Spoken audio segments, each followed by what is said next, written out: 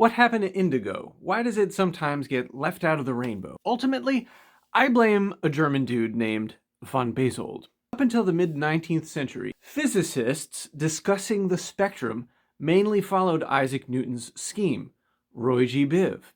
But as the technology of prisms improved, physicists like Wollaston and Fraunhofer got better images of the solar spectrum and started noticing more details, like these absorption bands caused by different elements in the atmosphere blocking certain wavelengths.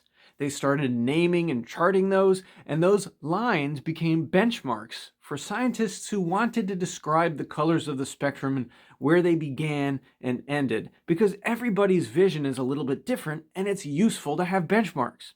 And this brings us to von Helmholtz. He published a couple volumes on optics in the 1850s and 60s and is credited with establishing modern color science. In a precursor to the CIE chromaticity diagram, Helmholtz divided up the colors of the spectrum and wrapped them around an arch. One goal of this diagram was to demonstrate more clearly which hues were complements or added up to white.